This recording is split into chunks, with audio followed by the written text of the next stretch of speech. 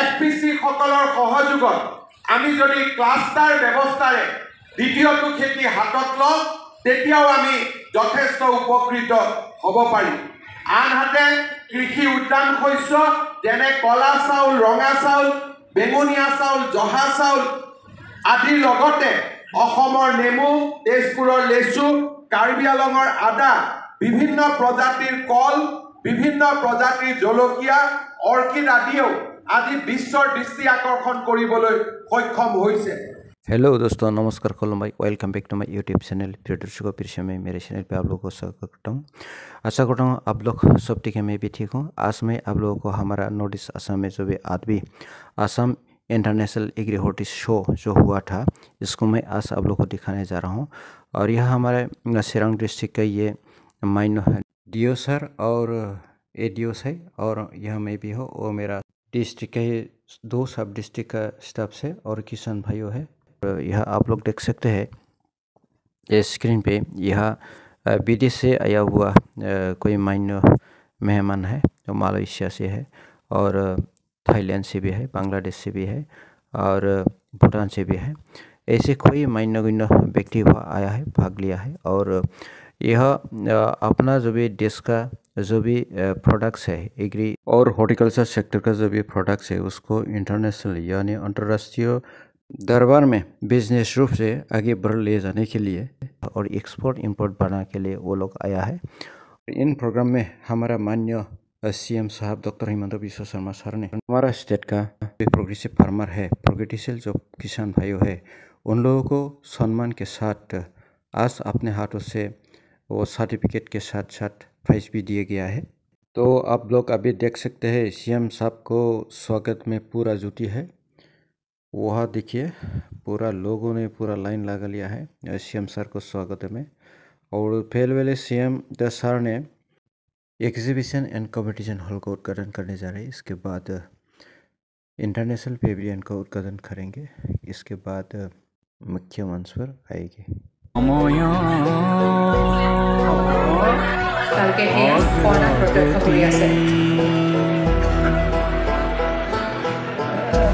পক্ষীরাজ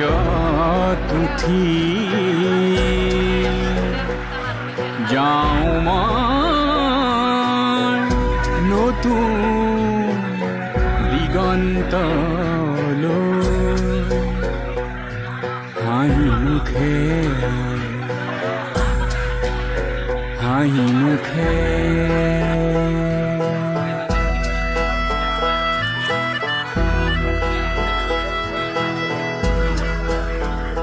জ্যোতি হিরত তুলি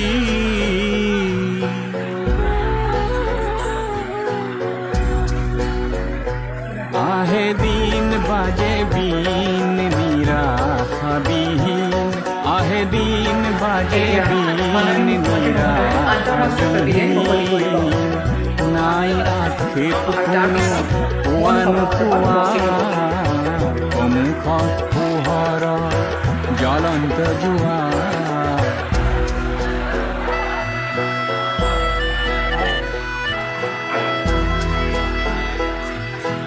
সত্য সাৰথি কৰি माननीय CM साहब डॉक्टर हिमंत बिश्व शर्मा सर ने स्टेज में आते ही पर देर ना करते हुए हमारे देश का जो भी मान्य किसान भाइयों है, प्रोग्रेसिव फार्मरों को, जिन प्रोग्रेसिव फार्मरों ने अच्छा काम किया है, सबसे बढ़िया अपना फार्मिंग सेक्टर को बढ़ाया है और भिन्न भिन्न सेक्टर पर अच्छा काम किया है, ऐसे किसानों को इन बड़े मंच पे बड़े सम्मान के साथ प्राइज दे दिया है।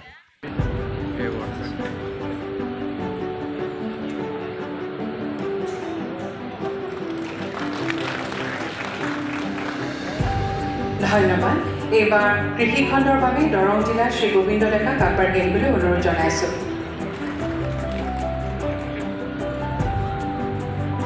ধন্যবাদ। এতিয়া উদ্যান কৃষক খণ্ড দেখুওৱা কৃতিত্বৰ বাবে চিৰাং জিলাৰ শ্ৰী আকবৰ আলী আহমেদক কাপাৰ গেংগুলৈ অনুৰোধ জনাইছোঁ।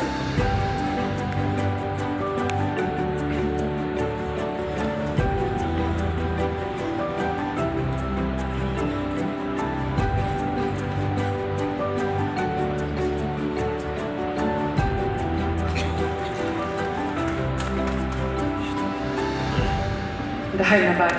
এবাৰ পশুপালন আৰু পশু চিকিৎসা খণ্ডত দেখুওৱা উৎকৃষ্টতাৰ বাবে শোণিতপুৰ জিলা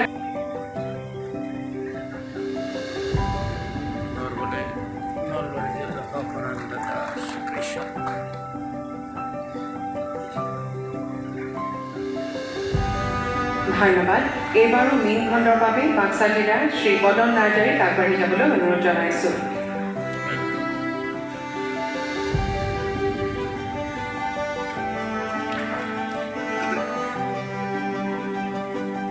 ধন্যবাদ এইবাৰ ৰেচম খণ্ডত দেখুওৱা কৃতিত্বৰ বাবে যোৰহাট জিলাৰ শ্ৰীমতী পল্লৱী গগৈ বৰুৱাক আগবাঢ়ি আহিবলৈ অনুৰোধ জনাইছোঁ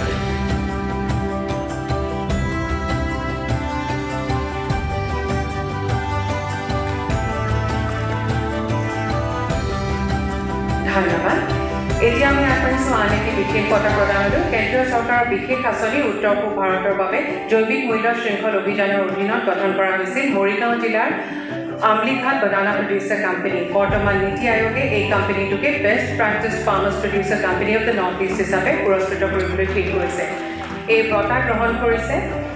এই কোম্পানীটোৰ মুখ্য কাৰ্যবাহী বিষয়া শ্ৰী অপূৰ্ব ভাগৱতী আৰু BOD শ্ৰী লক্ষণ ছেত্ৰীয়ে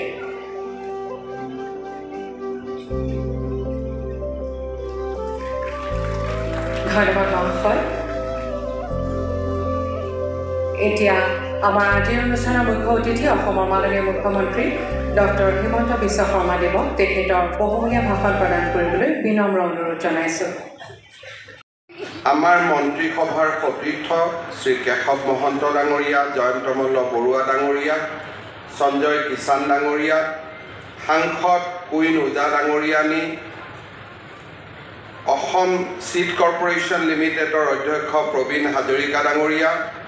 অসম এগ্ৰিকালচাৰ মাৰ্কেটিং বৰ্ডৰ অধ্যক্ষ মনোজ বৰুৱা ডাঙৰীয়া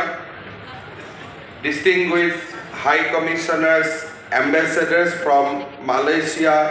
Seychelles, Indonesia, Thailand, New Zealand, South Korea, Iran, Bhutan, South Korea, Bangladesh. Dr. Samesif, Senior Economist, World Bank, Amar Krishi Utpadon Ayukta Ashish Bhutani Dangoria, Ahom Krishi Vishwavidyalaya Upacharya Dr. Bidut Chandra Deka Dangoria, Krishi Bibhagor Sonchalok Bhaskor Pegu Dangoria ke adi kori আজিৰ সভাত উপস্থিত আই মাতৃসকল যুৱক যুৱতী বন্ধু বান্ধৱীসকল আৰু আমাৰ কৃষক বন্ধু বান্ধৱীসকল It gives me immense pleasure to be present at the 8th International Agro-Horti Show organized magnificently by the Agriculture Department here today. I am happy to welcome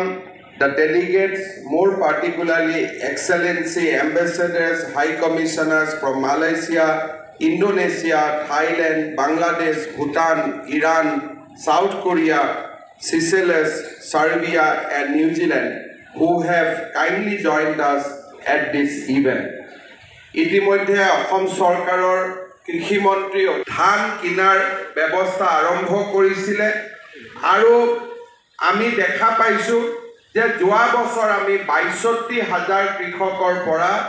৬ lakh matric ton ধান ক্ৰয় কৰিবলৈ সক্ষম হৈছিলোঁ ইয়াৰ ফলত আমি কৃষকৰ বেংক একাউণ্টলৈকে ১২০০ কোটি টকা হস্তান্তৰ কৰিবলৈ সক্ষম হৈছিলোঁ এই ১২০০ কোটি টকাৰ উপৰি আমাৰ অসমৰ ব্যক্তিগত খণ্ডৰ বিভিন্ন ৰাইচ মিলেও মিনিমাম সাপোৰ্ট প্ৰাইজৰ ওপৰত কৃষকসকলৰ পৰা ধান ক্ৰয় কৰিছিল আৰু ফলত যোৱা বছৰটোত আমাৰ ৰাজ্যৰ কৃষি খণ্ডটোত এক অদ্ভুত অৰ্থনৈতিক স্বাৱলম্বিতা আমি দেখিবলৈ সক্ষম হৈছিলোঁ ইয়াৰ লগতে ৰাজ্য চৰকাৰে প্ৰথমবাৰৰ বাবে সৰিয়হৰ তেলো কৃষকৰ পৰা কিনাৰ ব্যৱস্থা কৰিছিল আৰু যোৱা বছৰ আমি কৃষকসকলৰ পৰা এই ক্ষেত্ৰতো সঁহাৰি পাবলৈ সক্ষম হৈছিলোঁ এপেডাৰ সৈতে আমি ব্যৱস্থা গ্ৰহণ কৰি অসমৰ বিভিন্ন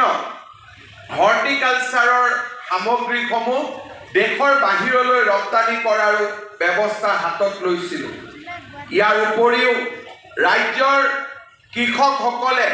কেন্দ্ৰীয় চৰকাৰৰ কোনো আঁচনিৰ পৰা যাতে বঞ্চিত হৈ নপৰে তাৰ বাবে PM কিষাণৰ পৰা যি আমি ৬,০০০ টকা বছৰি আমি লাভ কৰোঁ তাক আমি সেচুৰেশ্যন পৰ্যায়লৈ লৈ যাবৰ বাবে চেষ্টা কৰিছিলোঁ। যোৱাবাৰ যেতিয়া প্ৰধানমন্ত্ৰী ডাঙৰীয়াই এই PM কিষাণ আঁচনি ১৬তম কিস্তি প্ৰদান কৰে সেই সময়ত আমি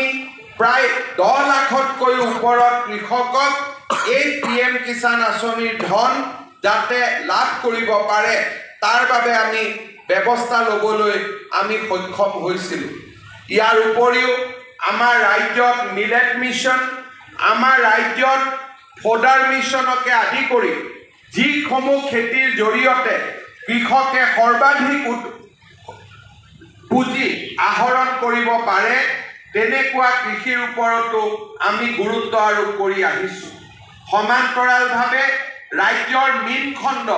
আৰু পশুপালন ক্ষেত্ৰখনতো আমি যথেষ্ট চেষ্টা কৰিছিলোঁ যাতে আমাৰ কৃষকসকল আগবাঢ়ি যাব পাৰে। মই কৃষকসকলক কেইটামান পৰামৰ্শ আগবঢ়াব বিচাৰোঁ। আজিও আমি দেখা পাওঁ যে আমাৰ কৃষকসকলে মাত্ৰ এটা খেতি কৰে। যোৱা নিৰ্বাচনৰ সময়ত মই ভাৰতৰ মধ্যপ্ৰদেশ, ছত্তীশগড় আদি ৰাজ্যত ভ্ৰমণ কৰাৰ সুযোগ পাইছিলোঁ, তাৰ গাঁৱে গাঁৱে যোৱাৰ সুযোগ পাইছিলোঁ। তাত মই দেখা পাইছিলোঁ যে প্ৰত্যেকজন কৃষকে ৩টাকৈ খেতি কৰে। খেতি পথাৰৰ মাজত চাৰিসীমা নিৰ্ধাৰণৰ বাবে বাণিজ্যিক পৰ্যায়ৰ গছ-গছনি তেওঁলোকে খেতি পথাৰত লগায় আৰু প্ৰত্যেকটো পৰিয়ালে যথেষ্ট ধৰণৰ হৰ্টিকালচাৰৰ সামগ্ৰী উৎপাদন কৰে।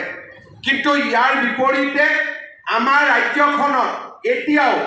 আমাৰ কৃষকসকলে তৃতীয়টো খেতিৰ কথা আমি বাদ দিম, দ্বিতীয়টো খেতিও এতিয়ালৈকে কৃষকসকলে যথেষ্টভাৱে কৰিব পৰা নাই। মই বিশ্বাস কৰোঁ যে আমাৰ ৰাজ্য চৰকাৰে কৃষি সামগ্ৰী ৰপ্তানিৰ পৰা আৰম্ভ কৰি সৰিয়হ, ধান মিনিমাম ছাপৰ্ট প্ৰাইজত ক্ৰয় কৰাৰ পৰা আৰম্ভ কৰি ইনপুট ছাবচিডিৰ বাবে কৃষক সন্মান নিধি আদিৰ যি ব্যৱস্থা তাক কৃষকক উপলব্ধ কৰি আমি কৃষকসকলক দ্বিতীয়টো খেতিৰ বাবে প্ৰেৰণা যোগাবলৈ যি প্ৰচেষ্টা কৰিছোঁ তাত আপোনালোকে আমাক সহায় কৰক যাতে আমি ৰাজ্যৰ কৃষি অৰ্থনীতিক আমি এক নতুন ৰূপলৈ লৈ যাব পাৰোঁ। দ্বিতীয়টো খেতি কৰাৰ বাবে FPC সকলৰ সহযোগত আমি যদি ক্লাষ্টাৰ ব্যৱস্থাৰে দ্বিতীয়টো খেতি হাতত লওঁ তেতিয়াও আমি যথেষ্ট উপকৃত হ'ব পাৰিম। আনহাতে কৃষি উদ্যান শস্য যেনে কলা চাউল, ৰঙা চাউল, বেঙুনীয়া চাউল, জহা চাউল আদিৰ লগতে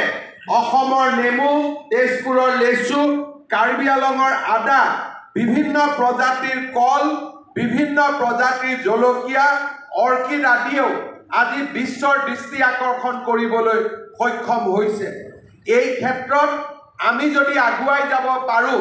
আমাৰ কৃষকসকল যথেষ্ট উপকৃত হ'ব পাৰিব। অলপ আগতে কৃষিমন্ত্ৰী অতুল বৰা ডাঙৰীয়াই মোক কৈছে যে যোৱা বছৰ বোকাখাটৰ FPC এটাই ৰঙালাও উৎপাদনৰ কাম হাতত লৈ 2 কোটি টকালৈকে তেওঁলোকে বজাৰত ৰঙালাও বিক্ৰী কৰিবলৈ সক্ষম হৈছে। অসমৰ নেমু আজি বিশ্বৰ বজাৰত এক ব্যাপক চাঞ্চল্যকৰ সৃষ্টি কৰিছে। অসমৰ ভোট জলকীয়া আদিয়ে মানুহৰ সোৱাদৰ পৰিৱৰ্তন কৰিছে। মই বিশ্বাস কৰোঁ যে আমাৰ অসমৰ বাপতি সাহোন কৃষি সামগ্ৰীসমূহ আধুনিকভাৱে আমি উৎপাদনৰ পৰ্যায়লৈকে লৈ গৈ আমি এখন অনন্য বজাৰ বিশ্বতে আমি দখল কৰিবলৈ সক্ষম হ'ম। আজি আমাৰ এই কৃষি উদ্যান শস্য মেলাত 400টাতকৈও অধিক ষ্টল আহিছে আৰু প্ৰত্যেকেই নিজৰ নিজৰ সুন্দৰ সামগ্ৰীসমূহ ৰাইজৰ বাবে আগুৱাই দিছে।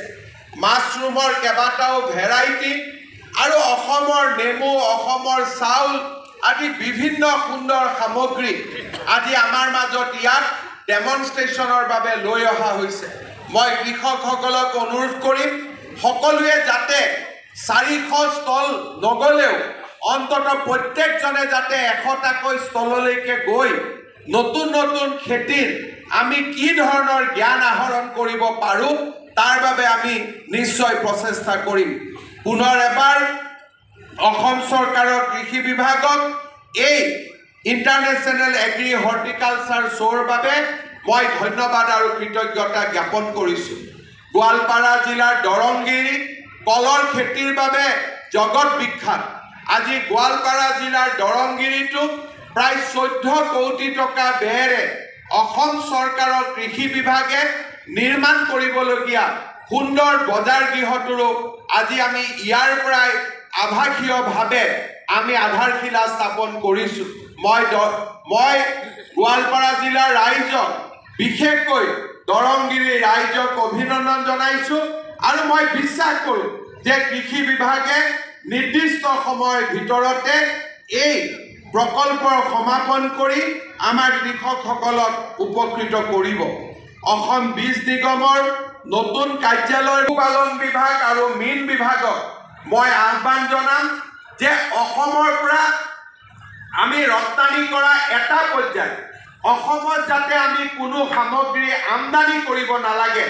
আমি যাতে আত্মনিৰ্ভৰ অসমৰ ফালে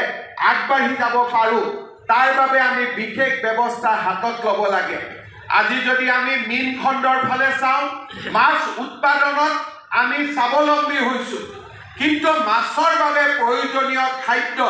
এতিয়াও আমি পশ্চিমবংগৰ পৰা সদায় লৈ আহিছোঁ যদি আমি মাছৰ বাবে আমি স্বাৱলম্বী হ'ব পাৰিছোঁ মীন বিভাগে স্পেচিয়েল একশ্যন প্লেন লৈ আমি খাদ্য উৎপাদনতো স্বাৱলম্বী হোৱাৰ বাবে প্ৰচেষ্টা কৰিব লাগে ৰাজ্যত যদি আমি গাহৰিৰ এখন বহুত ডাঙৰ বজাৰ নাগালেণ্ড মেঘালয় অসম কিন্তু আজিও হাৰিয়ানাৰ পৰা গাহৰি পোৱালি আমাৰ অসমলৈ আহি আছে মই সুধিলে কয় যে হাৰিয়ানাৰ গাহৰি পোৱালি উৎপাদন কৰোঁতে খৰচ কম হয় অসমত উৎপাদন কৰোঁতে খৰচ বেছি হয় আমাৰ ভেটেনাৰী কলেজে নিশ্চয় গৱেষণা কৰিব লাগিব যে কি ধৰণৰ খাদ্য ব্যৱহাৰ কৰি অসমত গাহৰি উৎপাদনৰ কষ্ট আমি কমাব পাৰোঁ আৰু তাৰ ফলত আমি যাতে উত্তৰ পূৰ্বৰ গাহৰিৰ বজাৰখন আমি দখল কৰিব পাৰোঁ অসমৰ ৰাইজে উৎপাদন কৰোঁ 85 কোটি টকাৰ ফুল আমি বাহিৰৰ পৰা আমদানি কৰোঁ মই সদায় দেখা পাওঁ শ্ৰীৰামপুৰ আৰু বক্সিহাটত যদি কোনোবাই থিয় হয় তেতিয়াহ'লে আমি দেখা পাম যে অসমৰ বাহিৰৰ পৰা যিবিলাক ট্ৰাক আহে তাত চাউল আলু পিঁয়াজ গোটেইবোৰ আহে আৰু ঘূৰি যোৱা ট্ৰাকসমূহ যদি আমি চাওঁ তাত কয়লা বাদ দি আমি আন সামগ্ৰী দেখা নাপাওঁ আমাৰ অসমখনলৈ আমি যদি স্বাৱলম্বিতা আনিব লাগে আত্মনিৰ্ভৰশীলতা আনিব লাগে ৰাজ্যৰ কৃষি বিভাগ পশুপালন বিভাগ আৰু মীন বিভাগে এটা এটাকৈ সামগ্ৰী চিনাক্ত কৰি এটা এটাকৈ বছৰত এটা এটাকৈ সামগ্ৰীৰ ক্ষেত্ৰত স্বাৱলম্বী হোৱাৰ বাবে স্পেচিয়েল একশ্যন প্লেন হাতত ল'ব লাগে যে অহা 2 বছৰত আমি ফিছ ফিডৰ ওপৰত স্বাৱলম্বী হ'ম অহা 3 বছৰত আমি ধানৰ ওপৰত আমি স্বাৱলম্বী হ'ম আন আমি 3 বছৰত মাহজাতীয় শস্যৰ ওপৰত স্বাৱলম্বী হ'ম এই ধৰণে আমি 10টা বছৰৰ এটা পৰিকল্পনা সন্মুখত ৰাখি